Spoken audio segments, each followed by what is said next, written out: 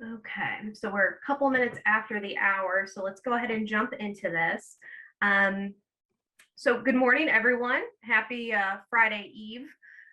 Thank you for joining us for our Broadband and Infrastructure Seminar. This is actually the 4th virtual seminar in the RISE Ohio program series. So RISE Ohio, I'm sure many of you on the call are familiar with it. It's the Resilience Initiative for Southeastern and Eastern Ohio. It's a U.S. EDA Assistance to Coal Communities program led by Ohio University, Buckeye Hills Regional Council, and Omega. The program is designed to provide technical assistance to communities impacted by coal-fired power plants, and it's focused on opportunity zone planning, economic diversification, development education, and investment attraction.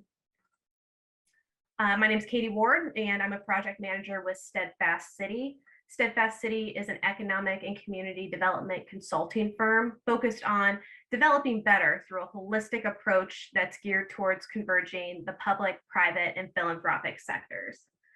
I also want to introduce some other familiar faces on this slide. My colleagues Joel Glasscock and Allison Gray Gunston. Some of you probably met with either her or Joel during their initial research and outreach phase of the RISE technical assistance. And probably spoke with them about what types of development and resources you'd like to see for your communities. If you were able to join us at the in-person workshops we held earlier this year, those were presented by the 3 of us. But I also want to mention the Steadfast President and CEO, Doug Rasmussen. Doug started Steadfast a little over 3 years ago now, with the goal in mind to help catalyze businesses, neighborhoods, organizations, and communities. He's got 20+ years of economic development experience, and our Steadfast team started out in St. Louis, and now we've now grown to New York, and most recently Ohio, with the desire to really create these lasting and impactful changes. Steadfast has partnered with Ray Daffner, and he's principal at Strategic Advisory and Investment Services on this technical assistance initiative. We were linked up with Ray through Opportunity Appalachia, and I'm sure, again, a lot of you guys on this call have probably worked with or at least met Ray through Opportunity Appalachia. He's a pretty key member of their team. We're also privileged to have Neil Katz and Jeff Nordhaus from Arcturus Impact Investors joining us today, as well as John Bond from the Switzerland County Economic Development Corporation. I'll give these guys a little bit more of a proper introduction later on, but I'd like to just lay out some information on the series before jumping into their presentations. So quickly, just plugging our other upcoming seminars. They're currently scheduled for the 3rd Thursday of the month at 10 a.m. There is a seminar schedule that includes the upcoming session Zoom links within the resource bank, and I'll describe that resource bank in a few slides here. But really, when looking at these upcoming seminars, try to think about who from your office or organization could benefit from attending, or even if there's somebody from outside of your agency that you think you should invite. Feel free to pass along the meeting links. We're not restricting access to anybody. So like I said, those links are already made, already available, and feel free to circulate those and really raise awareness on those important topics for your area. Today's seminar will be focused on harnessing the power of OZs, specifically for broadband or infrastructure improvements. We'll have Neil and Jeff share with us some background on broadband projects within OZs and explain to us Arcturus's goals and partnerships to really increase access to underserved areas. Then we're going to have John go in and provide us with a case study, very relatable, out of Switzerland County, Indiana, which is located in the southeastern corner of Indiana. It butts right up against Kentucky and kind of a stone's throw from southern Ohio. If you have any questions as we go along, we encourage you to send it to us through the Zoom chat feature. We'll be monitoring that as we go along, so feel free to just pop any questions in there. If time allows, we do have a Q&A period scheduled, and we hope to address any and all questions pertaining to today's topics at that time. So as I mentioned earlier, we want to share these resources that are being made available as part of the series. If you scan that QR code with your phone, it'll take you to our interactive FAQ forum, where you can submit any related OZ questions, development questions, and then somebody from our team will either answer it or find someone who can answer it and get that reply to you as quickly as possible. All of the questions that are submitted through that system will then be uploaded to our FAQ page and posted into our resource folder, which can be accessed through the link on this slide. That link will take you to this page. There's a little screenshot of what that page looks like, where you can find the most up-to-date resources pertaining to the webinar series. Some of the items currently uploaded there include the schedule, again with those Zoom links, as well as a glossary and a listing of resources with live links to help you and your community navigate the world of OZs in development. I want to mention there's also a subfolder there where you can find all of the recordings of the past presentations. So that's definitely a good resource. If somebody from your group wasn't able to join the live meeting, definitely go ahead, share that folder, and they can access these at a later time. So with that, I'd like to go ahead and invite Neil and Jeff to share their presentation. I will stop sharing my screen and they can take over.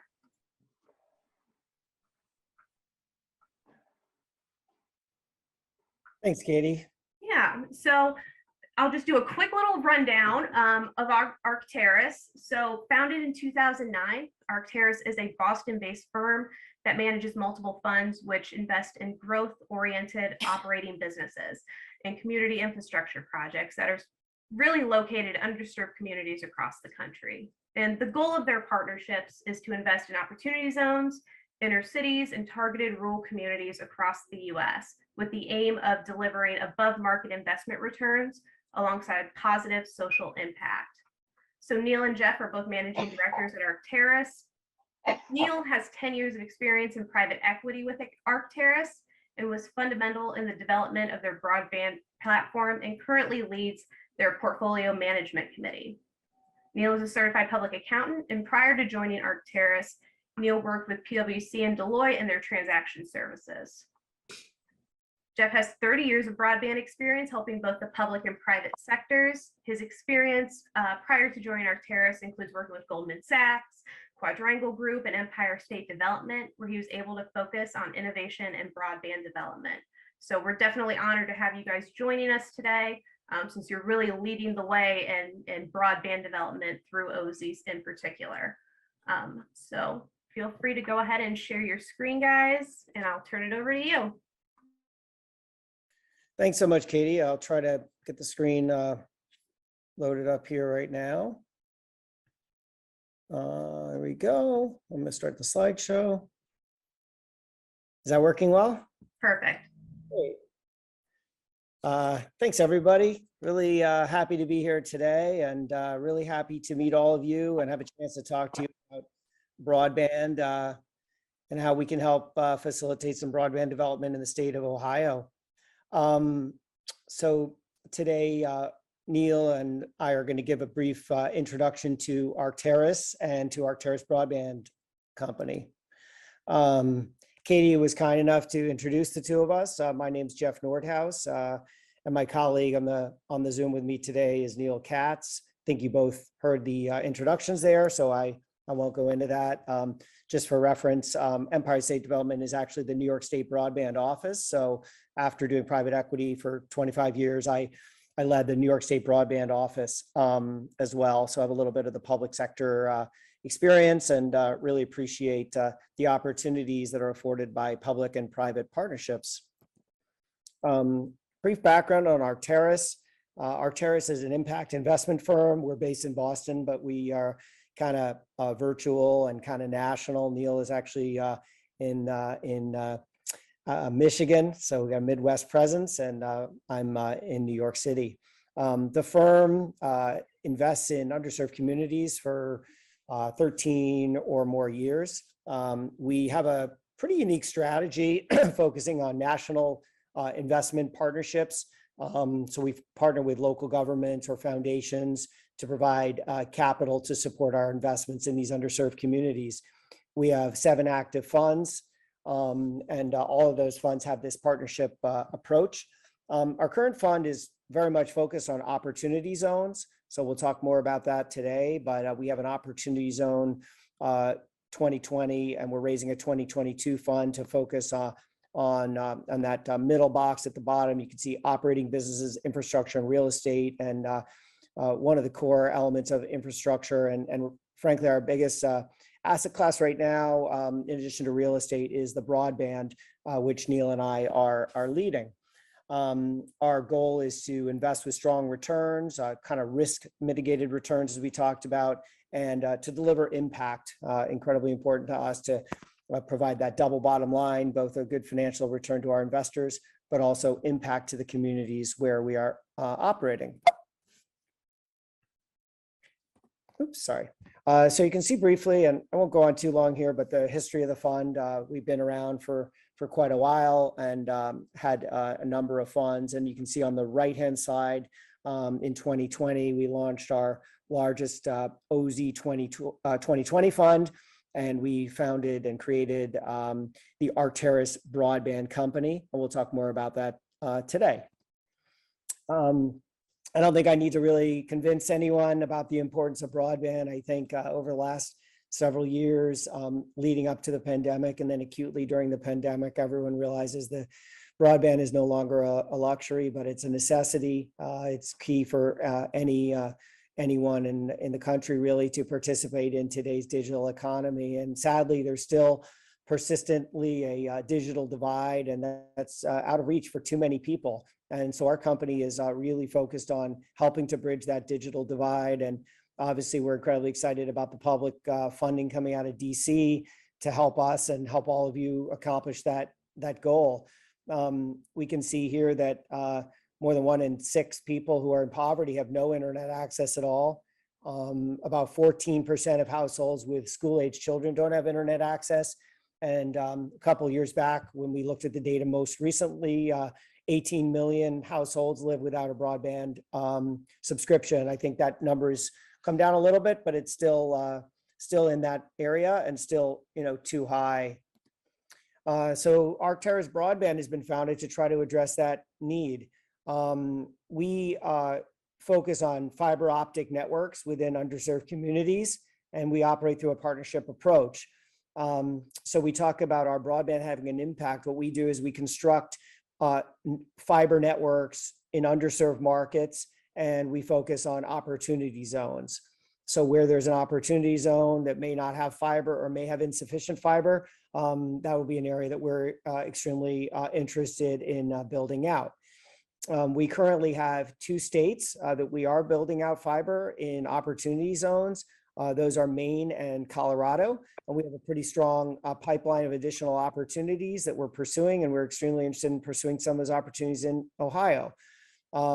We bring to bear kind of a combination of expertise when we go on to these networks. So we have both the financial expertise, but we also have broadband experts who from our company that work on these deals. And we also have engineers that we bring to the table, as well as financial and competitive analysis. So we bring kind of a whole range of expertise to the table to try to create the best networks in the best areas and ensure that those will be successful and deliver strong impact. We have done a little mapping, and Neil will talk about that, but it looks to us that there are a good number, as you all know very well. And from your July 21st session on opportunity zones with Katie, you guys know a lot about the opportunity zones in the state and the benefit those bring and the need for investment there. But there are a number of OZs in the Omega and Buckeye Hills Regional Council markets. ABC would be very interested in partnering with local ISPs or governments to build out fiber networks in Ohio and within those opportunity zones in particular. So if there are any participants on the call who are interested in finding ways to finance projects in those OZs, or if there are ISPs who might be looking for a financial partner where we would basically fund the network and then the ISPs would operate the network, those would be things that would be very relevant and applicable to us. So with that, as an introduction, I'm going to turn the presentation over to my colleague, Neil Katz. Cool. Thank you, Jeff, and obviously thank you all for having us here today. So looking at the slide now, this is kind of our partnership highlights. What makes Arcturus a good partner? How do we look at these types of activities? Obviously, first, critical infrastructure. Jeff touched on this as well, and I think we all understand that internet infrastructure is critical. When we think about that internally, we say, what is critical infrastructure? To us, it's really infrastructure that is essential for society and the economy to function. Right now, in today's environment, I can't think of one household, one business, one city office that can function without quality internet infrastructure. Many of us are working from home, learning from home, even receiving healthcare services at home. Right? It's like, this is pretty clear that internet infrastructure is critical. We have some really good tools in our toolbox here to help bring these types of infrastructure to life. So we have our lease facility as kind of our go-to market strategy, and we'll touch on that more later in the presentation. But the idea is that we have an investment product that can deliver the necessary capital to construct this critical infrastructure. Partnerships, that's huge for us. It's huge for everybody. It's what it takes to bring broadband to markets. So we're focused on opportunity zones, which by definition are low-income census tracts. There tends to be a high degree of overlap between opportunity zones and the markets that are under or unserved by internet providers. So we partner with like-minded organizations, foundations, economic development agencies, municipal offices, and others who are putting capital toward improving outcomes in these types of communities. And their support helps to really mitigate risk and takes markets that wouldn't otherwise pencil out and make them economically viable. And then, of course, at the end of the day here, community impact. We're working to bridge the digital divide through construction of high-speed broadband networks in underserved, urban, and rural opportunity zone communities, and that's impact that will last decades. So in the next slide, and Jeff. So for the next slide here, we're going to talk about the benefits of fiber. Why at Arcturus is our focus on fiber? What makes it such an incredible tool for internet delivery? It's really many reasons. They are the most reliable and can be operated with much lower operating and maintenance cost. Why is that? It's because they have a minimal number of active components, which results in a significant reduction in potential points of failure. So said differently, it's a passive network. So that doesn't rely on any electrical equipment between the consumer and the internet provider that can fail. Like, for instance, cable internet, which does heavily rely on electricity and electrical components. It's unlikely to be overbuilt, and it can deliver the high symmetrical speeds of any other technology. So symmetrical really matters because it's better for exchanging large files. It's better for watching video or streaming online, and for video communication, which is obviously critical because that's what we're doing right now. And it's a long-term asset, right? So once it's constructed, it'll be in place in the community, benefiting the community and everybody in it for decades. So now on the next slide, we look at the map of Ohio by county. You'll see in the green shaded boxes, which show the opportunity zones throughout the state. You'll see some pretty decent concentration in the south and southeast part of the state. And now on the next slide, we really zoom in and kind of focus on the Omega and Buckeye Hills Regional Council footprint. Most of the counties here have opportunity zones, some with significant opportunity zone coverage. In other words, if you're a county or city official working in these areas, or you're an ISP operating in and around these areas, and you want to bring best-in-class internet infrastructure to your community, to these communities, then we'd love to talk with you and help you do just that. In our next slide, we zoom in on our transaction life cycle. And this is kind of our analytical framework. I say zoom, if really this is like zoom out. This is a very high level view of what we do. So we'll source opportunities from a variety of partners, probably those on this call, those in this room with us. Operators, city, county officials, we'll talk with the state broadband office here in Ohio, elsewhere, and we bring in potential opportunities, whether it's markets or actual internet service providers that want to kind of develop a certain market. We'll then partner with that local ISP, construction managers, third-party experts to design, engineer, and construct inclusive fiber networks. We then own and operate those networks in partnership with the ISP and the municipality or the community, with the ultimate goal of selling the network to the ISP, to the city, to the county, or another partner after a 10-year hold period. As you all probably learned in probably a previous session, I think it was Opportunity Zones 101, that 10-year period is important to Opportunity Zone investors. And that really makes us it's a long-term finance. We're a long-term partner. We're not in, then we're out. We're in for a long haul, and we want to ensure that's successful through that entire period. So can you zoom in on Maine? All right, this is, so we zoom in on Maine. We're partnered up with the Finance Authority of Maine and a local Maine-based ISP, so a local. We contributed about 10 million of our own capital to construct fiber networks throughout multiple cities. Fame then contributed 20% leverage insurance. It's like a loss guarantee and $1 million loan to our company. And the ISP will lease the network from us and provide internet services to homes and businesses. So similarly now in Colorado, we're partnered up with the Colorado Health Foundation. So now on the next slide, this is something really interesting. We actually work with the foundation to profile the entire state for them, identifying areas of need that would both highly benefit from a fiber network and where the environment was right for investment, looking at the competitive landscape, among other factors. It didn't end there after. This wasn't just like a consulting thing. We kind of get, hey, we identify, we give some good advice and feedback, and then we leave. We actually then found an ISP who was local to one of these areas. We again contributed around $10 million of our capital to construct fiber networks in multiple cities throughout these Opportunity Zone communities.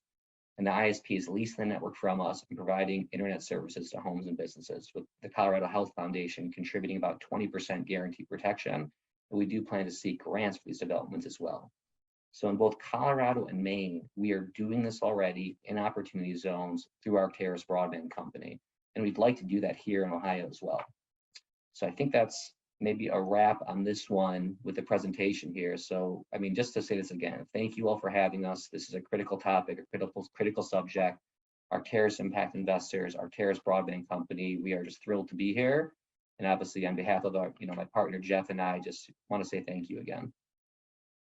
Thanks, Neil. And Katie, thank you. I think that wraps it up for us. On this last page, you can see our email addresses if anyone does want to reach out, both myself and unfortunately there was another Jeff at the company, so you had to include my last name on my email. So Neil is a little easier to remember, Neil at Arcturus, but or through Katie. So with that, Katie, we'll hand it back to you. Thank you very much. Absolutely. Thank you, gentlemen, so much. That was a very thorough rundown of, the importance of, infrastructure and the opportunities that can really come from it. The focus on the partnership is really critical. And I think Arcturus is definitely an experienced and talented partner that we can really join forces with for long-term innovation. Any other chats? Let me look real quick. Not seeing any more, but I am sending your emails into the chat. Okay. So our next presenter is John Bond, and he serves as president of the Switzerland County Economic Development Corporation in Southeastern Indiana. Like I mentioned in the intro, I think Switzerland County can really serve as a relatable case study for a lot of the communities that are joining us today, as it's rural and it tends to face, a lot of the same challenges that we're facing in Southeastern and Eastern Ohio. John was vital in helping the county create its Opportunity Zone investment prospectus, which really focused on 2 large development sites and kind of looked at highlighting natural resource assets, cultural amenities, and broadband expansion initiatives. So with that, I will let Mr. Bond share his screen and take it away. Well, thank you, Katie, and thanks to everyone for having me here today. I'm working on the screen share right now.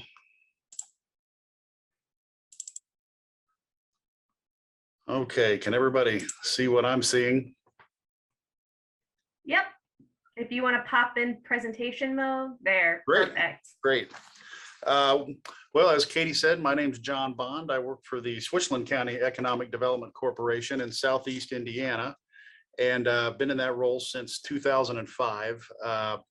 And I would add that I started in May, and I think in June we created a broadband task force of that year, and had many years of frustration before some new opportunities presented themselves. So I'm excited to tell that story to you. A little bit about Switchland County, and I will go through this quickly. I just wanted to provide this information because I'm hoping everyone will see something in here they recognize from their own communities. We're a very rural area. Population just short of 11,000. That's actually about 2,500 less than the population in 1880, like a lot of river communities. We're bordered by the Ohio River on two sides. And I would say that the biggest change for our community, aside from some pretty dynamic growth in the last decade, has been the announcement of a new connector highway that actually will go through our opportunity zone. It's a 17-mile new terrain highway, at least 8 of which will go through our opportunity zone area. Because of how rural we are, our zone is fairly large in terms of the rest of the county. But otherwise pretty typical for a rural area in terms of the challenges we face. The one benefit that we had on the opportunity zone side that a lot of our neighbors in other states did not have was that we got some help from some partners at the state and federal level. Indiana came out fairly quickly after designating the zones with a rural opportunity zone initiative that was effectively there to help rural communities that immediately fell behind in looking at their opportunity zones versus their urban colleagues. Because of the density, there seemed to be a lot of demand in urban projects, and the rural communities didn't have staff to dedicate to the matter. So there were really lots of challenges in getting their arms around it. Switchland County was one of 6 counties in Indiana that participated in the first cohort of this program.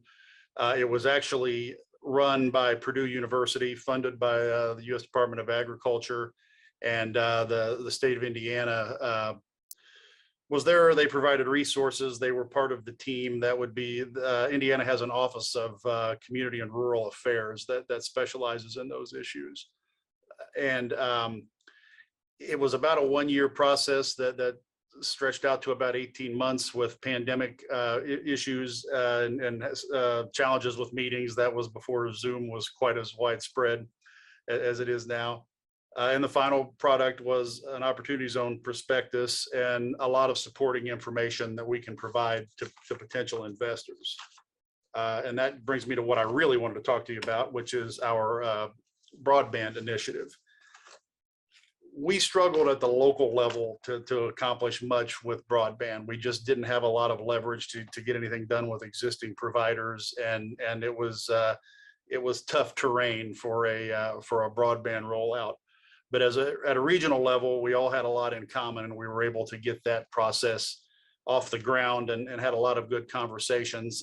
I've put these partners up here because, again, I think there might be some organizations in here that you recognize in your own area. The Southeast Indiana Growth Alliance is our regional economic development organization.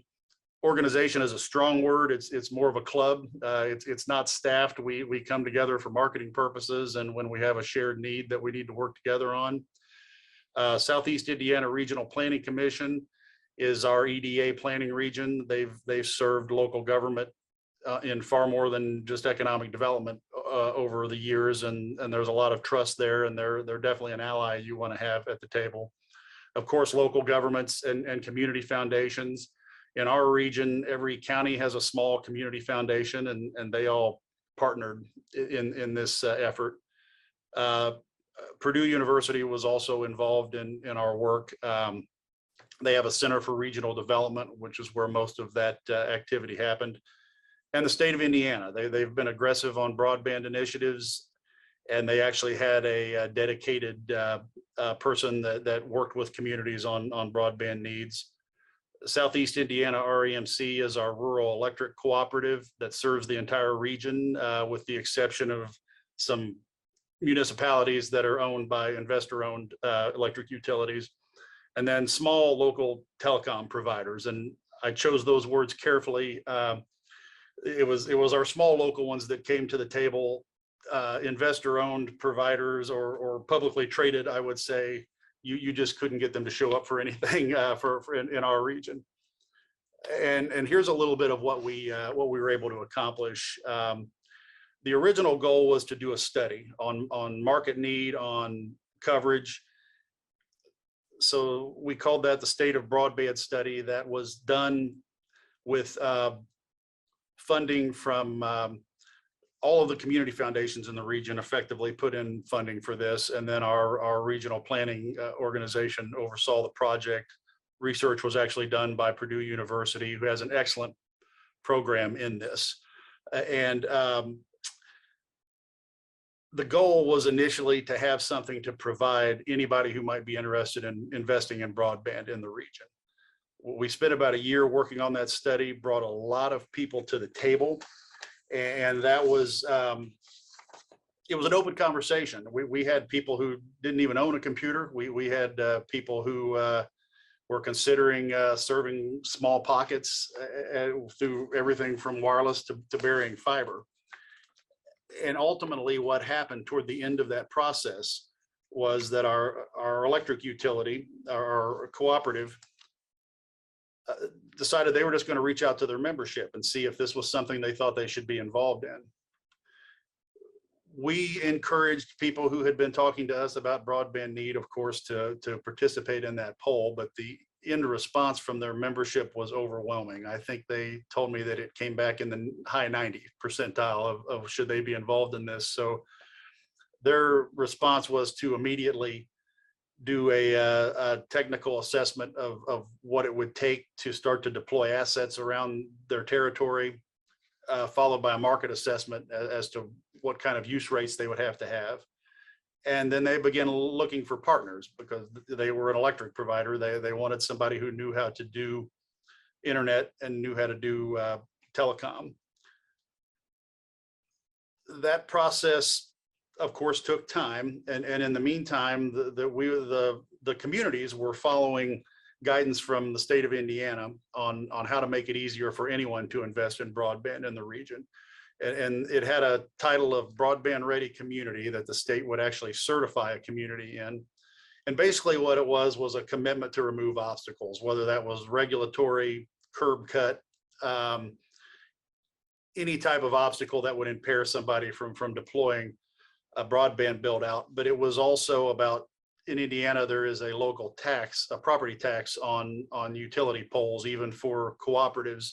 So it was about abating that tax for anything used for broadband deployment. Switchland County was the first county in the region to get this done, and largely because a lot of those regulatory hurdles just don't exist in some of these rural communities. This could happen really quickly, where it might be more of a challenge in an area that had more regulation. Now at this point, the entire region, even those that have not gotten the designation, have passed the tax abatement and have gone through most of the steps and done what they need to do. For us, the end result is that our rural electric co-op joined forces with a small telco called SEI Communications and formed an entity called SEI Fiber that announced their plans in January of 2021 and began construction in April. And the construction is still ongoing. They have, I spoke with the person overseeing this project for them yesterday, and he informed me that they just signed up their 2,000th customer. And they have a lot of territory yet to go. So one of our big concerns was making sure they had a take rate that kept the process moving, and that seems to be happening. At the same time, what the region did was begin what was known as a digital inclusion plan. And this was recommended by both the state of Indiana and by Purdue University, who assisted with the plan. And that's for several reasons. One of the things that this type of a plan does is encourage more take rate around the region for the services, but it's also about making sure that the other side of the web is covered, which would be your local businesses, your local government. Once they get on the internet, can they do things that they could do in metro areas? And this plan was completed in March of 2022, and we're in the stages of picking pieces of that to implement now. Every county has a coordinator and their own local task force.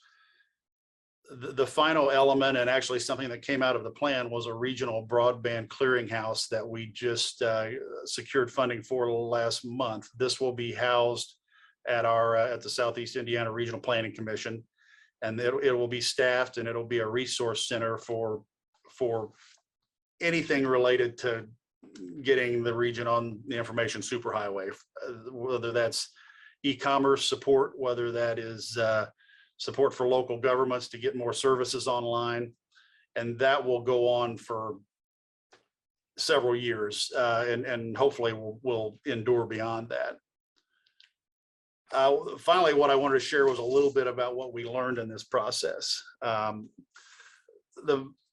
first thing I would say is don't be afraid of taking small steps. One of the things that hindered us in Switchland County for many years was we were dealing with our incumbent providers because we thought they were the only ones who could do this. And they just weren't interested. It wasn't in their business model, and they would not come out and tell you they weren't interested. They would just keep stalling. And once we just started getting people together and talking about this, then a lot of things started to come together quickly, and a lot of movement was made faster than anyone expected, which kind of leads me to my second point. Don't underestimate the power of conversation. You do have people in your regions that might not realize this is important, but it won't take them long to figure it out when they talk to some folks who are starving for this. Involve as many people as possible. I might not have included our rural electric co-op. I just did not see that as something that they would be interested in, but they're there to meet needs, and they listened, and they saw a good opportunity for a partnership where everyone did what they were good at.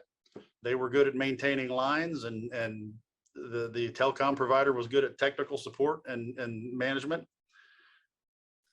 which kind of along those same lines, don't draw conclusions about how other groups will engage. We had overwhelming support from a lot of people we didn't expect it from. This one actually came from our fiber installers. Engage good advisors early.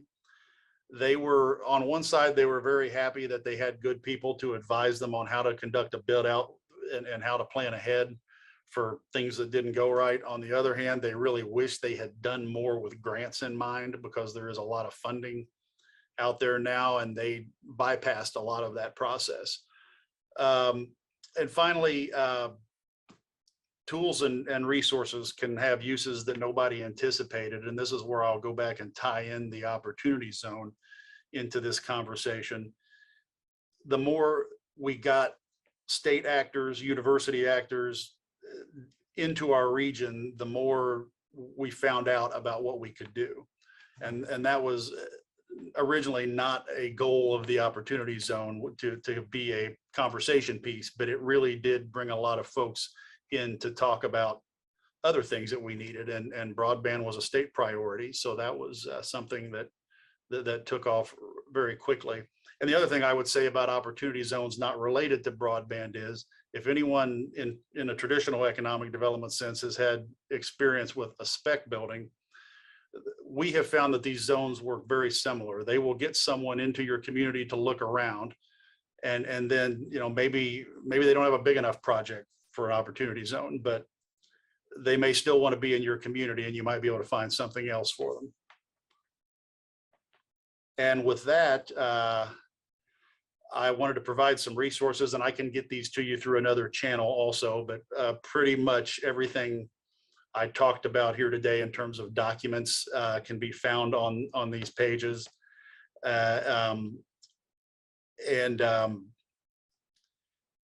These are continually being updated.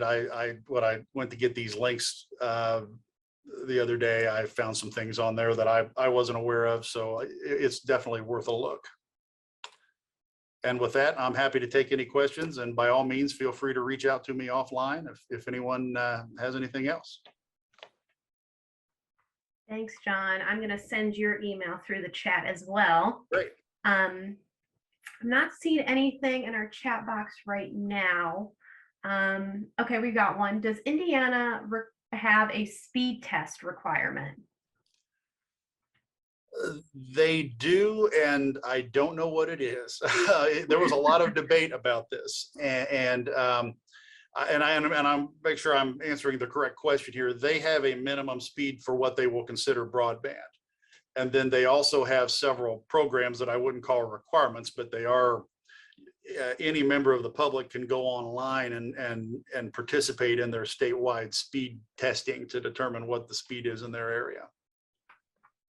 Yeah, John, this is Marla Acreage. That's the question I had, because here in Ohio, our Ohio Broadband group is looking at speed tests, and in a rural area, and I know where Switzerland County is in Indiana, we have the topography that's challenging to get those speed tests. It's not going to work. So I was just curious if Indiana did.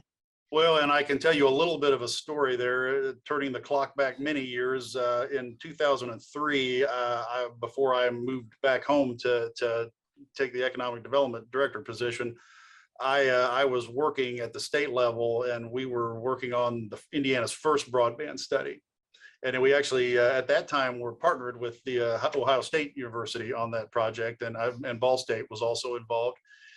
We were doing speed tests on dial-up. That's how far back this goes. And you know, I cheated a little. There had been a flood on the Ohio River a few years earlier, so I chose a location where I knew the phone line had been underwater for a while. And sure enough, we had the worst performance in the state. Yeah, I think the problem with speed tests is, you know, Microsoft launched a pilot, you might have seen that, and did a study of different cities and looked at, you know, what speeds are available. And I think that's online as well. One of the issues with speed tests is it really depends on like what people are subscribing to as well. So you could have a company offering, you know, a range of different services. And if you're taking a 25 meg service versus a 100 meg service, you know, someone will measure in at 25 and it might look, you know, but that will give an accurate reflection of kind of what that intersection between availability and affordability.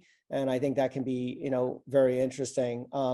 But getting a more accurate sense of what is available is, you know, also undergoing a massive mapping effort. You know, there was an article on that recently, which is being led by CostQuest, and they were actually the firm that advised us in New York State on our entire program and all our mapping. So they're going to have a very much more detailed polygon-based mapping that's a national effort. And I think that's part of the reason some of the nationwide programs are, you know, being pushed back a little bit. But, you know, from a speed test perspective, I think speed requirement, when we were doing our program, a lot of the federal benchmarks were at 25 megs, but it seems like now they're moving up to 100. A lot of folks are now saying, you know, 100 is kind of the new 25. And if you looked at the RDOF funding, they had actually 3 tiers. They had a 25, 100, and a gig tier, and those were weighted differently in the federal auction. So I think you'll see those in the new federal program, and many of the states will probably try to align themselves with, you know, what federal funding is available there. Well, John?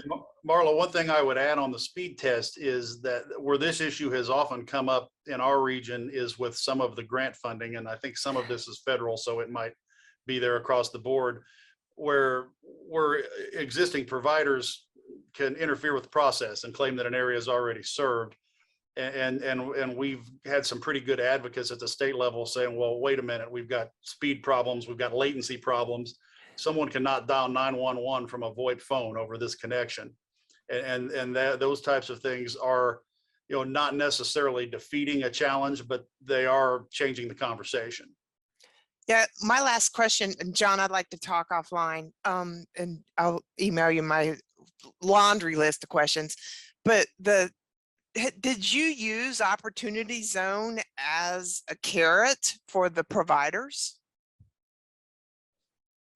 We tried. I would say I've learned more today about how an opportunity zone could be deployed for broadband than I have learned over the last 3 years.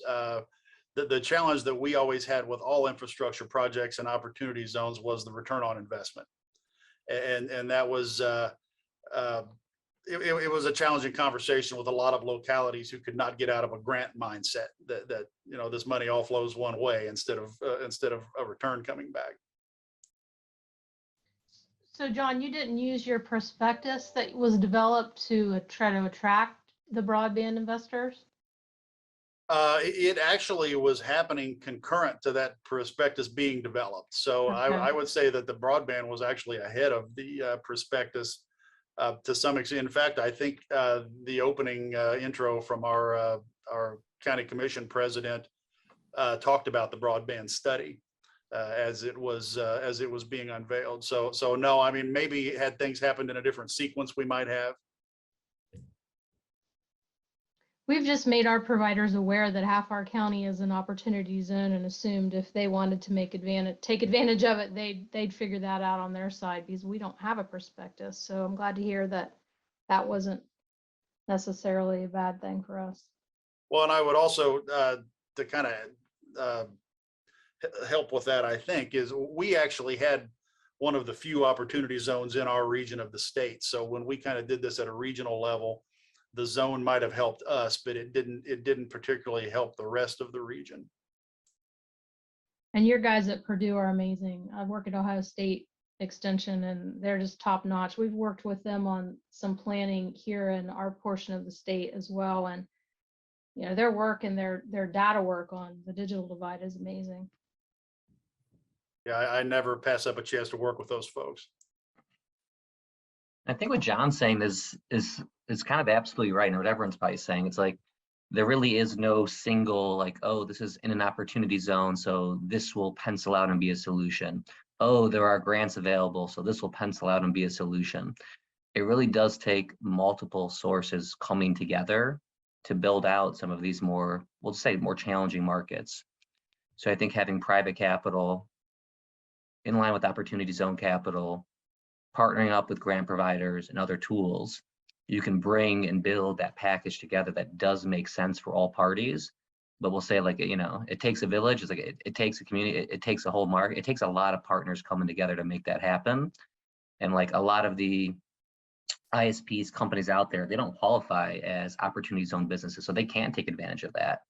That's kind of where our Terrace Impact investors through our broadband company stepped up to really create a company, a solution to fill that void, so we could help bring opportunity zone capital to that discussion and partner up with folks like John, others, bringing some sources of capital from the county, from the city, from the state, from private investors to really put together a public-private solution that meets the need of the community, of the people involved getting the internet, and also of those who are owning, investing, and operating the network as well.